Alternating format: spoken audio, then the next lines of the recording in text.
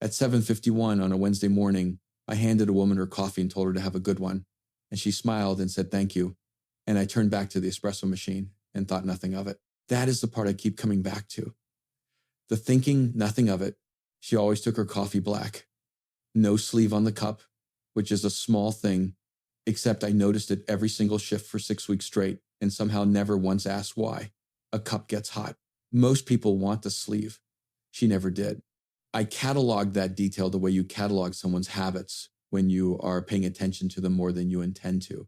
And I filed it under things I noticed about Elena and did nothing useful with right next to the way she always straightened the chalkboard sign before her shift started, even though it was not her job, and the way she remembered the name of every regular after meeting them exactly once. I have a gift for noticing things about people I like and then failing completely to understand what I am noticing. My name's Jack Calloway. I own a small coffee shop in Columbus, Ohio. I am 32 years old. I spent 6 years as a structural engineer before I burned that career down, along with a few other things around the same time. And I am not, as a rule, an oblivious person. I know how to read a room. I can tell when something is off in a load-bearing plan before the numbers confirm it. I can tell when a customer is about to have a bad morning before they reach the register. What I apparently cannot do, what I failed to do for 6 weeks and 2 days every single morning, is recognize a woman I thought about on and off for 21 years. In my defense, she was 11 the last time I saw her. People change. And I was not looking, I had stopped looking for a lot of things around the time the firm folded and Diane left. And I bought this building with most of what I had left because what I needed was a smaller life with better coffee, something I could actually manage the size of. And then Elena walked in for her interview on a Tuesday afternoon in late October, straightened my chalkboard sign before she even sat down. And I thought, she seems like she knows what she is doing. That was it. That was the entire thought. She did not offer her last name, and I did not ask. I asked about her availability and her experience with espresso equipment and whether she minded closing shifts. And she answered all of it cleanly. No extra words, no performance. And then, right at the end, there was a moment, one moment right before she stood to leave, where she looked at me with an expression I could not locate anywhere in my experience. Not quite a question, not quite recognition, something in between. Like she was waiting at a door to see if I would open it from my side. Then she looked away. The moment passed. I thanked her for coming in. I hired her the next morning in a text, which my sister later told me was the least amount of professional deliberation she had ever witnessed. And I said, I had deliberated, I had thought about it all evening, and she said, "Jack, you sent the text at 8 a.m. And I said, I deliberated efficiently. I want you to understand something. That, look, she gave me before she left. I did not know what it meant. I thought she was deciding if the job was worth taking. I thought it was a practical calculation. I was right about the calculation. I just had the variables completely wrong. I should probably tell you a little more about where I was in my life before any of this happened, because context matters. And because the version of me that hired Elena on a Tuesday without recognizing her is not the version of me I thought I would be at 32. I grew up on the east side of Columbus. My dad was a contractor. My mom taught third grade for 27 years at the same elementary school, which I think is the most quietly heroic thing a person can do. And I told her that exactly once. And she said, "Jack, you are being dramatic. Go set the table." I have an older sister who lives in Portland now and calls me every Sunday morning with specific opinions about my life, which I accept because she is usually right. I was good at math in the way that steers a certain kind of kid toward engineering, which is not always the same as being passionate about it, but I was not the kind of person who spends a lot of time sorting out the difference between good at something and meant for it. I went to Ohio State. I got my structural engineering degree. I went to work for a mid-sized firm downtown at 24, and for 6 years, I was competent and reliable and thoroughly uninspired. And I told myself that was fine. That was a reasonable life. A lot of people have reasonable lives. Then the firm had a bad year and then a worse one. And by the time I was 30, the layoffs had moved through 3 rounds. And I was still there, but the work I had believed in was mostly gone. And I was doing the kind of calculations you do in an empty office at 7 p.m. on a Wednesday, and asking yourself whether this is the life you meant to build or the life that just accumulated around you while you were busy, being reliable. Around the same time, Diane left. I am not going to spend a lot of time on Diane because it is not her story and because I have done enough work on it by now to understand what happened. She was not wrong. We'd been together for 4 years, and I had a habit, and I want to be honest that I still have it and am still working on it, of going quieter the more I cared about something, about someone. The things that mattered most to me were the things I said the least about, which turns out to be a fairly significant design flaw in a relationship. And Diane named it clearly and kindly, and then she left. And I do not blame her. I sat in our apartment for 2 weeks, and then I called my sister in Portland, and she said, Jack, you need to do something with your hands. Build something. You were always better when you were building something. So I bought a building, not immediately, but eventually I had some savings, and I had a small inheritance from my grandmother who believed, I think correctly, that her grandchildren were each going to need a quiet rescue at some point in their lives and had planned for it. I found a narrow 2-story building in the short north that had been a coffee shop under 3 different names across the past decade and had never quite worked under any of them. The space was right. The bones were good. I know how to read bones. I spent 4 months doing most of the renovation myself, which my engineer's brain told me was efficient, and my body told me around month 3 was optimistic. I refinished the counter by hand. I rewired the back room. I learned more about commercial espresso equipment than any structural engineer should probably need to know. And when I opened, I put my name on the sign, which I thought at the time was confident and now mostly strikes me as something a person does when they are not entirely sure what else to call the thing they are making of themselves. Calloway's. Right there on the window, in clean white letters. The shop worked. Slowly, and then less slowly. I hired a part-time morning person, a retired high school teacher named George, who had extremely strong opinions about the correct grind for a French press and was usually right about it. I got good at the rhythms of the place. I got good at being the person who knew everyone's order and remembered to ask about the thing they mentioned last Tuesday. I stopped expecting anything beyond that. I want to be honest about that part. I had stopped expecting the kind of thing I used to believe in when I was younger. Not bitterly, not dramatically, just quietly, the way a room cools down gradually after you turn off the heat until you stop noticing the temperature at all. And then it was late October, and a woman walked in and straightened my chalkboard sign. And I thought, she seems like she knows what she is doing. She came in on a Tuesday afternoon at 2:47, which I know because I've been watching the door since 2:30 with the low-grade anxiety of someone who has interviewed exactly 4 people for one job and found reasons not to hire 3 of them. Reasons that my sister, when I described them over the phone, said were not reasons at all, but excuses, which was fair. The door opened, and the first thing she did was not come to the counter. The first thing she did was stop at the chalkboard sign, the small one I kept on an easel by the entrance with the day's specials, and tilt her head slightly, and then straighten it, just by a degree or two, just enough that it sat level. Then she looked up, found me behind the counter, and walked over. She was wearing a gray jacket and carrying a canvas bag that had a small ink stain near the strap that I noticed the way you notice something that tells you about a person. She had dark hair pulled back loosely and the kind of face that was not trying to do anything, which sounds like a small observation but is actually a significant one. A lot of people walk into a job interview working very hard at their face. She was not. She put her bag on the counter and said, I am Elena. I applied for the barista position. I said, I know. I am Jack. You want any coffee while we talk? She looked at the menu above the bar for exactly 2 seconds, which is fast for someone who's not been in before, and said, just a black coffee, please. No sleeve. I made the coffee. She watched me make it with the focused, non-intrusive attention of someone who is evaluating technique without making a performance of it. I slid it across the counter. She picked it up with her left hand, and that is when I saw the scar, small and star-shaped, on the inside of her wrist, pale against her skin, old. Whatever caused it had caused it a long time ago. Something moved at the back of my mind. A door I did not open. I asked about her experience. She had worked at 2 coffee shops in Portland, both independent, one of which I had actually heard of. She was a freelance graphic designer by trade, recently relocated, building her client base back up, looking for something part-time that would keep her out of her apartment and out of her head during the hours when client work was slow. She said this last part with a flat, dry honesty that I appreciated more than I let on. I asked if she had a problem with closing shifts. She said she preferred them. I asked why.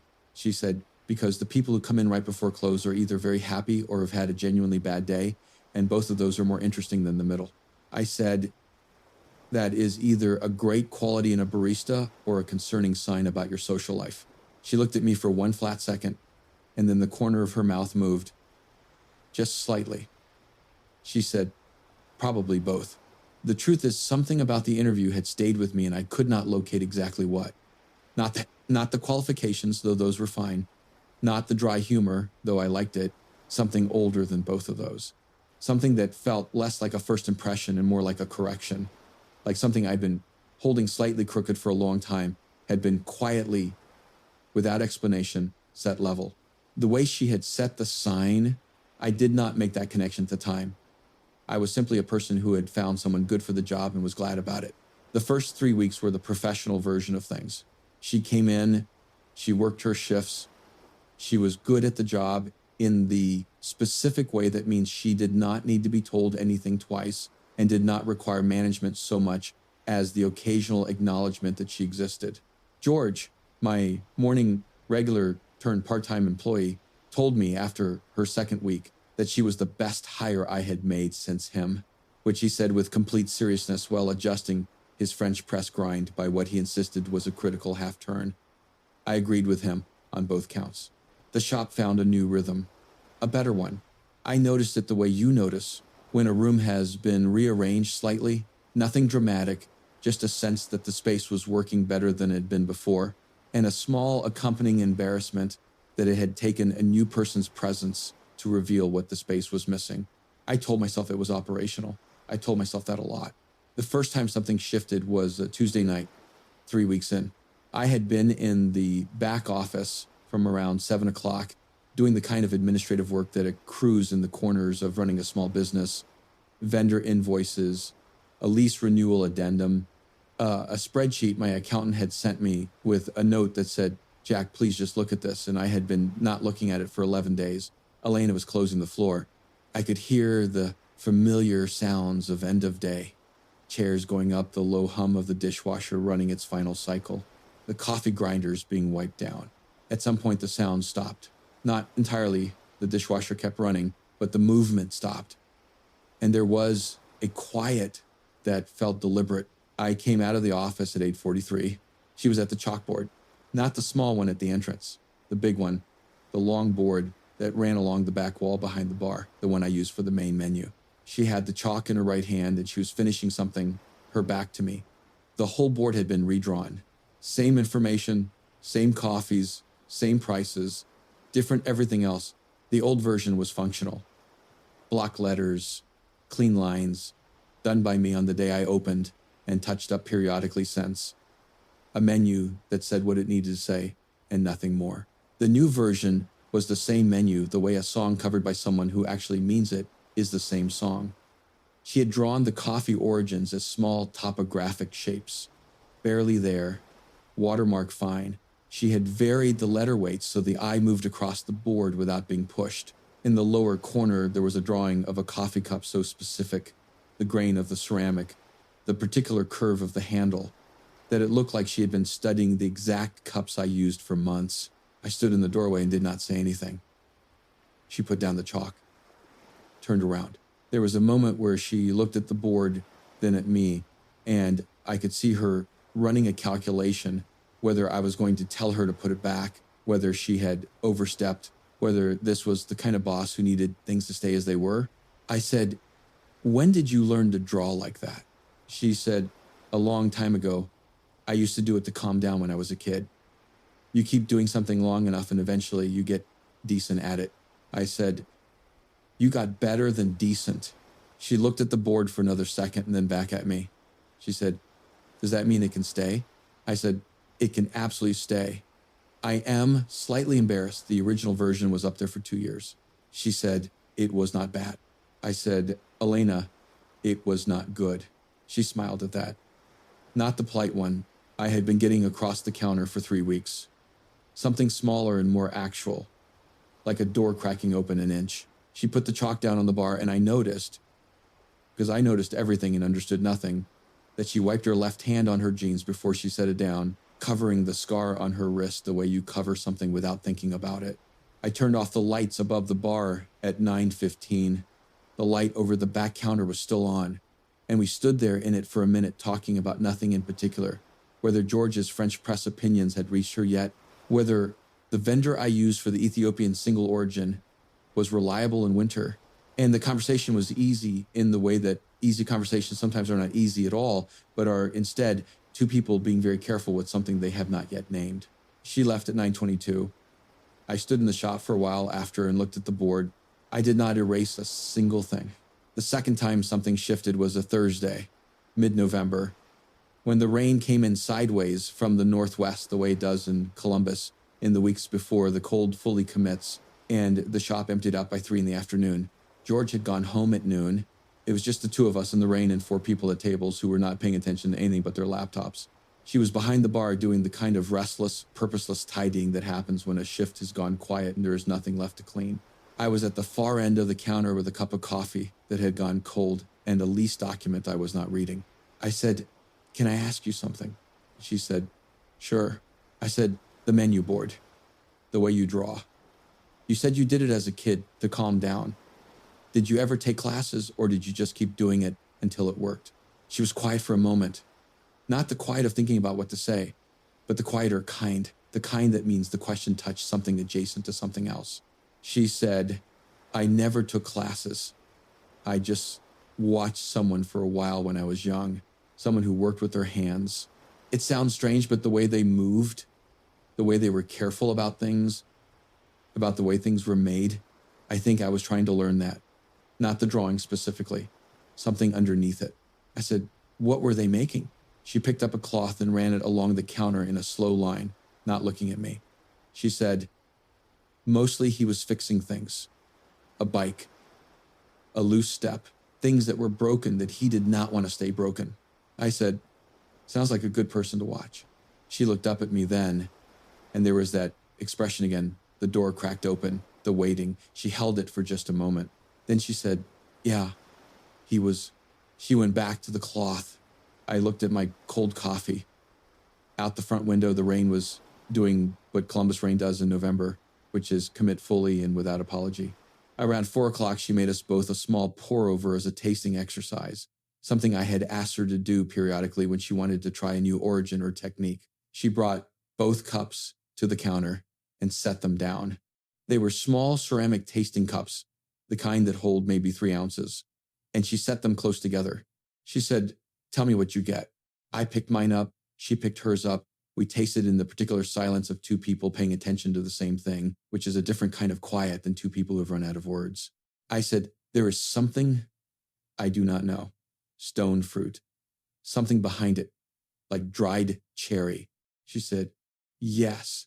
And underneath that," I thought about it. I said, "Something earthy, dark soil after rain."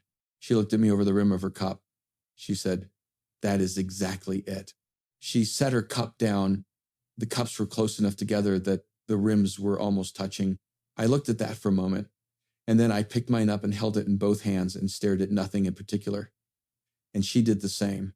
And the conversation moved on to something smaller, and neither of us reached for the other's cup, and that was absolutely the right thing, and I will not pretend it did not require some measure of active choosing. Every conversation with her ended exactly at the edge of something.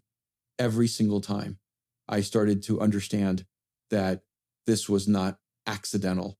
What I did not yet understand was why. The third time was not a shift between us. It was a shift in how I understood myself. It was a Friday morning in late November, coffee rush, the shop at capacity the way it gets on cold weekdays when the alternative is the wind. A regular, Terry, mid-40s, tech sales. I knew his order by the sound of the door.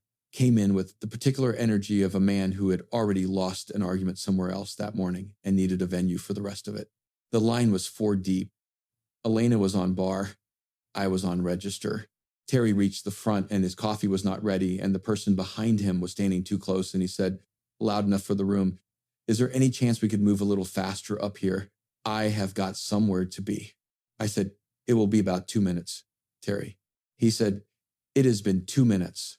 Elena without turning from the espresso machine, said, 45 seconds. Actually, the shot just pulled. He made a sound that was not quite words.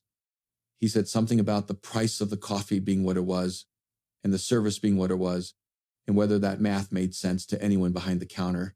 I said, quietly, Terry, I need you to lower your voice. He looked at me.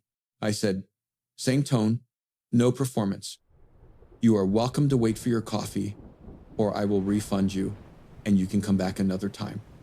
Both are fine. But I need you to lower your voice in here. There was a moment.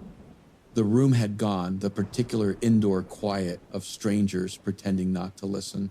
Terry took his coffee when Elena slid it across the bar, and he left, and the noise of the room gradually came back up to normal. A few minutes later, when the rush had thinned, I stepped to the back for a moment. I stood against the brick wall in the narrow hallway between the office and the storage shelves, and I let out a slow breath.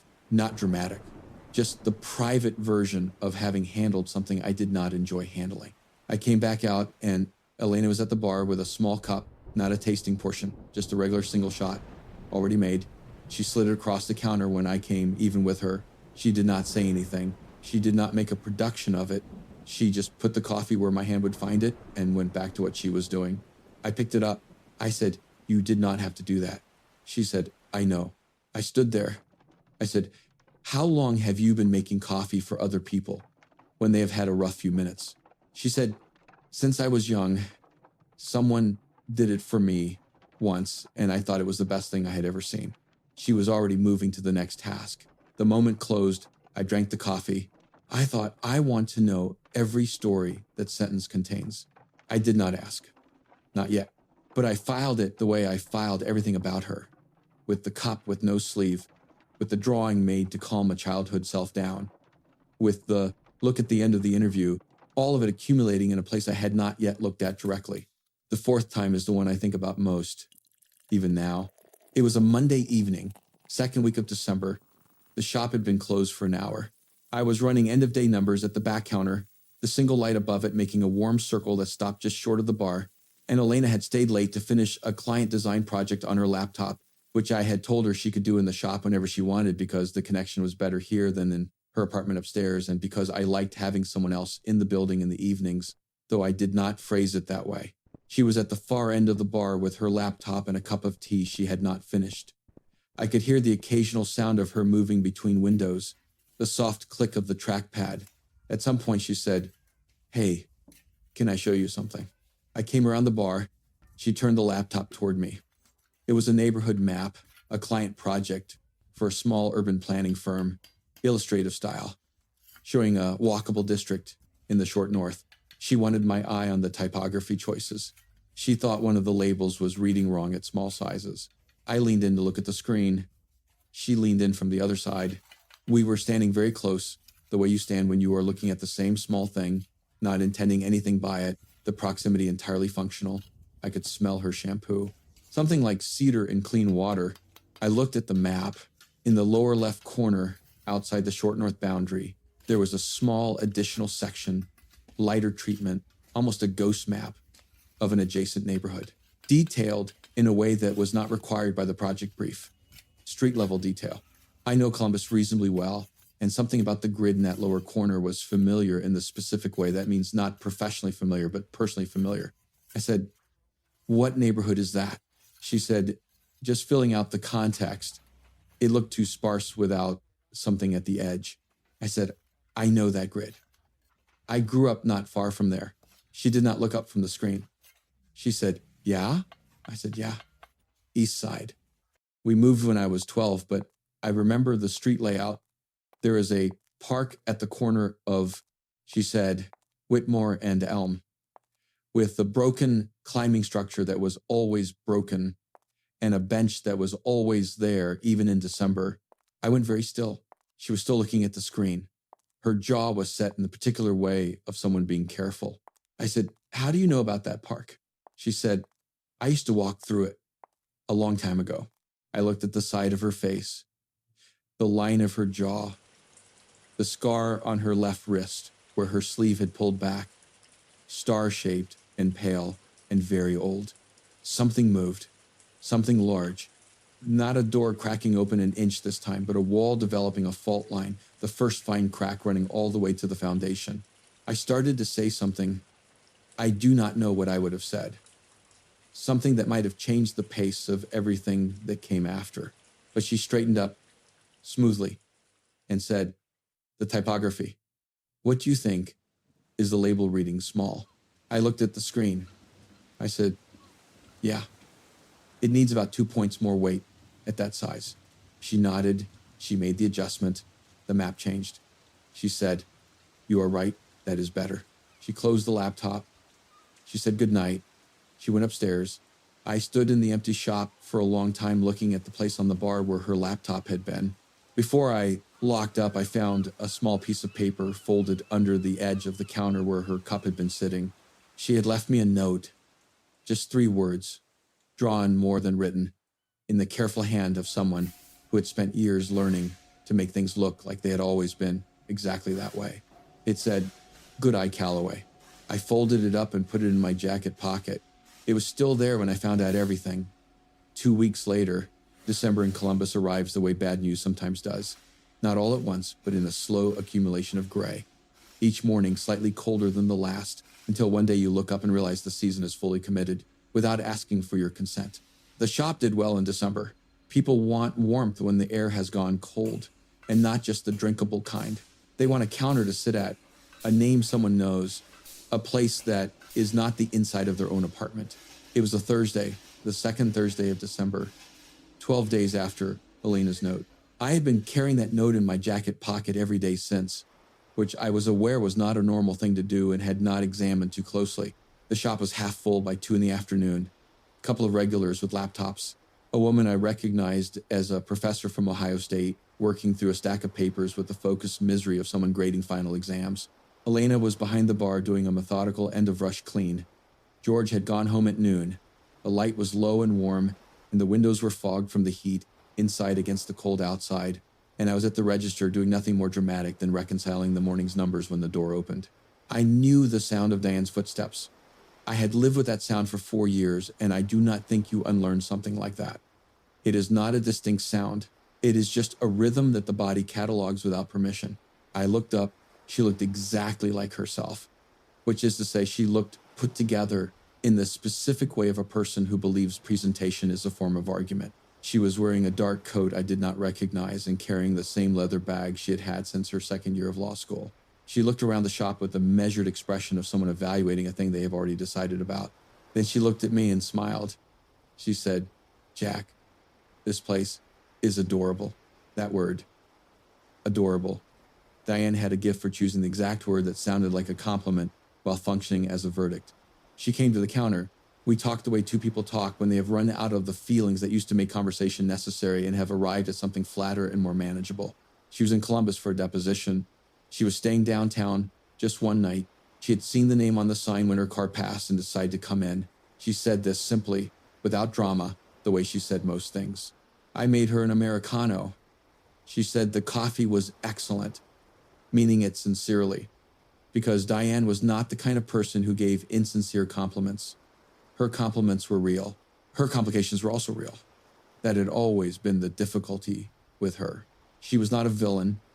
She was just a person whose values had turned out to be oriented differently than mine. And we had both spent 4 years not saying so out loud. We talked about her deposition, a colleague's new firm, a mutual friend's wedding that apparently happened in October. I was aware, as we talked, of Elena behind the bar, working without looking at us, cleaning the same section of counter with patient thoroughness. Then Diane set her cup down and looked at the shop again, the walls, the menu board in Elena's hand, the worn counter, and she said, "I have to ask you something, and I want you to know I am asking because I still care about how things go for you." I said, "Okay." She said, "Is this really it for you? The engineering career is..." She paused, finding the word finished. I said, "Yes."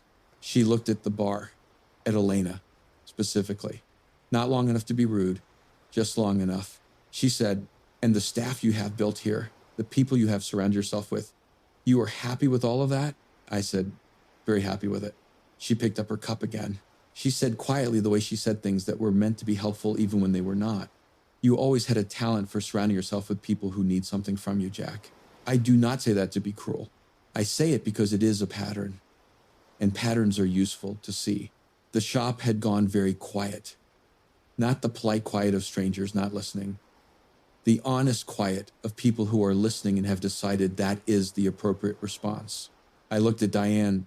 I looked at her for a long moment, long enough that she tilted her head slightly, waiting for me to agree or defend or deflect, all of which were things she had seen me do before. I said, Diane, this is my potential. She blinked. Just once. I said, I am not explaining that, but I wanted to make sure I said it clearly. She looked at me for another moment, and something moved behind her eyes that was too complicated to name quickly. Not quite regret and not quite recognition. Something between the two. Then she nodded once, slowly, and picked up her bag. She said, the coffee really is excellent. I said, I know. She left. I stood at the register for a moment, not moving. I became aware that the professor in the corner had gone back to her grading, and the two regulars with laptops had quietly resumed whatever they had been doing, and the shop had settled back into its regular sounds. I turned around. Elena was behind the bar with both hands flat on the counter, looking at a point somewhere past me. Her jaw set in the careful way I had seen once before, over the Columbus Street map, in the lamplit quiet of a December Monday. When I had come close to a question I did not finish asking, I said, I am sorry you heard that. She looked at me. Her eyes were steady and dark and not unreadable. Exactly. But reading them required a kind of patience I was not sure I had permission for yet. She said, you do not have to be. She was not wrong about the pattern. I said, no. But she was wrong about the direction. Elena held my eyes for a long moment. Then she nodded. Once. She picked up the cloth and went back to work. I went back to the register. That was Thursday afternoon. At 9:47 that night, after the shop was closed, and I was in the back office, my phone buzzed. A text from Elena. It said, I appreciate everything about working here. I want to give you proper notice. I think 2 weeks is right. I am sorry. I read it twice. Then I put my phone down on the desk and sat in the office for a long time, the way you sit in a room when you are trying to understand what just happened and where exactly you went wrong. She had heard Diane's line. You always had a talent for surrounding yourself with people who need something from you, and she had applied it to herself. She had decided that she was the person in the pattern, that she was the one taking something from me without being able to offer enough in return, and that the right thing to do was remove herself before she became a version of the thing Diane had named. What she did not know, what I did not yet know how to say, was that she had it exactly backwards. I sat with that for a while. Then I opened my laptop and did something I should have done 6 weeks earlier, something that would have unraveled everything much sooner if I'd simply paid attention in the right direction. I looked up the address from the Columbus Street grid, the one in the lower corner of her map, the street details she had said she included for context. I found the neighborhood. I found the block. I pulled up an old county property record, the kind that shows previous residents going back decades, for the house on the near corner, the Vasquez family, listed at that address from 1989 to 2003. I sat very still. I typed my own family's old address, the Calloway family, listed at an address 2 houses down the same block, from 1991 to 2003. I thought about the park at Whitmore and Elm, the broken climbing structure that was always broken, the bench that was always there, even in December. I thought about the interview, about the look she had given me right before she stood to leave, the waiting at the door that I had not opened. I thought about the scar on her wrist, star-shaped and very old, on the inside of her left wrist, and about a long ago afternoon I had not consciously remembered in years, but which was there, suddenly, complete and vivid. A bike with a bent wheel, a piece of torn shirt held against a small wrist, a girl with dark eyes who said thank you in a quiet voice, and me saying, without entirely knowing why, it is okay, I will find you again. I put my head in my hands. She had known on the first day.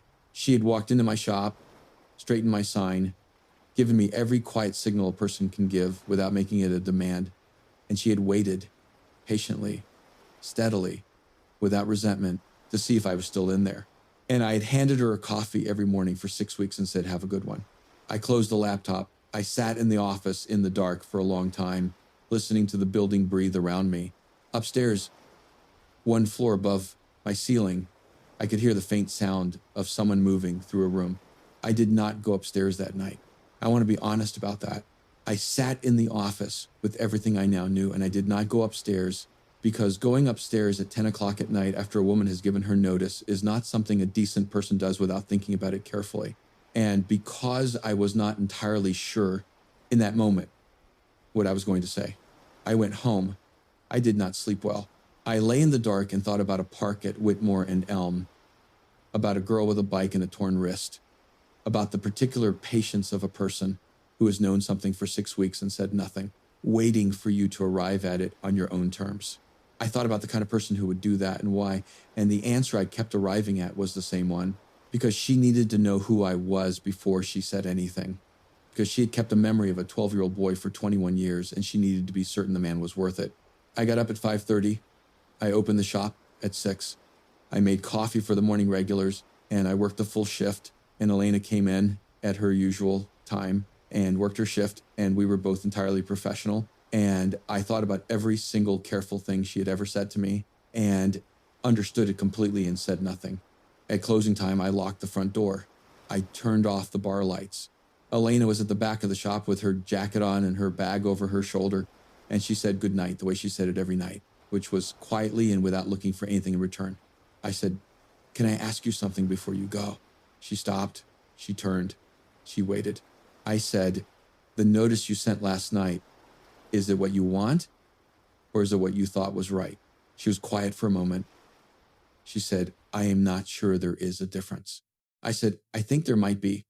I think there might be a difference between what you want and what you decided was fair to want.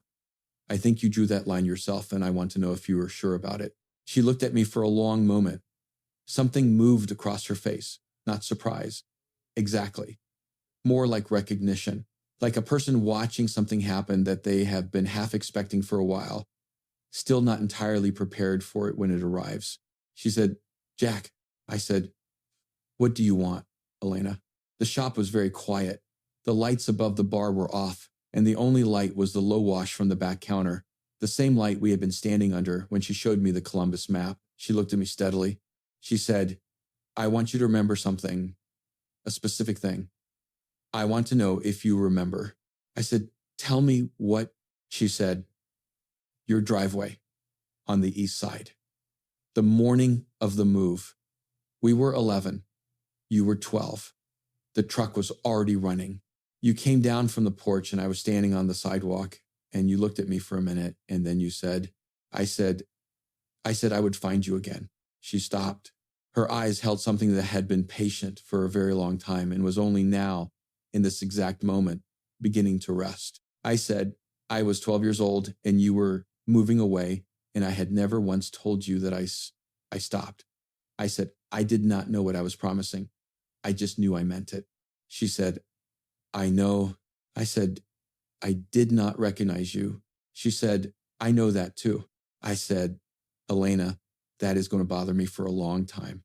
She said, "It should not." She said, "It's simply without performance." She said, "I recognized you. I came in for the interview because I saw your name on the sign when I moved into the building. I sat across from you and waited to see if you were still him. And you were so completely him. Jack, you just did not know I was looking for that. And I thought, I will wait. I will just wait and see if he gets there." She paused. She said, "I knew it was you on the first day. I just needed to know if you were still him." I looked at her face, at the steadiness in it, the long patience, 21 years of keeping something carefully without letting it become a burden she carried at other people's expense. I said, "Is he? Am I?" She said, "Yes." I reached out slowly and took her left hand. She let me. I turned it gently, palm up, the inside of her wrist facing the light, and I looked at the scar, small and star-shaped and very old. I put my thumb over it lightly. I thought about a torn shirt sleeve. about being 12 years old and not knowing what you were doing, but knowing it mattered. She looked down at my hand on her wrist. She looked up at me. Then she stepped forward and closed the distance herself, the way she did everything. Without drama, without waiting for permission, she had already decided she did not need, with the quiet certainty of someone who had been standing at a door for a very long time and had finally decided to walk through. I did not say anything after that. There are things that do not need narration. 9 months later, a Sunday in September, early enough that the light through the front windows was still doing the particular thing September light does in the mornings. Not the full brightness of summer, but something quieter and more considered, the kind of light that knows the year is turning and is taking its time about it. The shop is closed. We do not open on Sunday mornings anymore. That was Elena's idea, and it was the right one, and I took approximately 4 months to admit it, which she accepted with the patience of someone who has learned to wait for reasonable conclusions. I came downstairs from the apartment at 8 in the morning to make coffee, which is what I do on Sundays, and I found her already at the counter with her sketchbook open and a cup of tea she had not finished. She had her legs tucked up on the bar stool the way she sits when something has her full attention, and she was drawing. I came around the bar and looked over her shoulder. She was drawing the shop from memory, not from the angle of the bar, which would have been the natural vantage, from a position she had never actually stood in, slightly above and slightly back, looking in through the front window the way someone would look in from the street on a cold evening, drawn toward the warm light inside. In the drawing, there were 2 people at the counter. The proportions were small and deliberate. The details of the room around them were precise in the way only someone who had memorized a place could render them. The worn area of the counter, the chalkboard with its particular hand, the window fogged at the edges from the contrast of warm and cold. She had not drawn the faces. She had not needed to. The mural on the east brick wall had been finished for 6 weeks. She had worked on it in the evenings and on Sunday mornings for 3 months. And the day she stepped back and called it done, I stood beside her for a long time without saying anything, which she had come to understand was my way of saying everything I knew how to mean. There was a small figure in the lower corner of the mural, barely there if you were not looking, a boy on a bicycle on a summer street. Nobody has asked about it. I have not told anyone what it means. I did not say anything about the sketchbook. I made the coffee the way I make it on Sunday mornings, slowly and without the efficiency of a person on a schedule, and I set her cup beside her sketchbook without asking. She reached for it without looking up, her left hand on the cup, the small scar on her wrist catching the September light. I leaned against the counter and drank my coffee and watched her draw, and I thought about the note she had left on this same counter 9 months earlier. 3 words in that careful hand, good eye, Calloway, and how it was still in the inside pocket of my jacket, which she knew about and found both ridiculous and exactly right. She finished a line. She looked up and found me watching. She said, "What?" I said, "Nothing. Just the way you drew that window. You got the fog exactly right." She looked at the drawing. She said, "I have been looking at that window for a while now." I said, "Almost 2 years." She said, "Almost 2 years." I moved the blue dish towel from my apron strap to the counter, which I do when I am settled, when I do not need the thing to hold on to anymore. She noticed. She always notices. She said, "Are you going to stand there all morning?" I said, "Probably." She smiled. The real one. The door fully open one I had watched grow more frequent across 9 months of Sunday mornings and closing shifts and shared tasting cups, and one particular December night in this exact room when she stepped forward and chose something that neither of us had fully known. We were waiting for. She went back to her drawing. I went back to my coffee. The September light moved across the floor in its slow way, and the shop was quiet, and there was nowhere else either of us was trying to be. Here is the only thing I know for certain about the way this story went. A memory that holds on to you is not the past. It is someone leaving a door open, not knowing if you will ever find your way back through it. Elena left that door open for 21 years. I was just finally paying attention. What would you have done if the person you had spent years not quite forgetting turned out to have been waiting for you to catch up the whole time? Have you ever had a reconnection you did not see coming? Tell me your story in the comments. And if this one stayed with you, hit like and subscribe. It helps more than you know.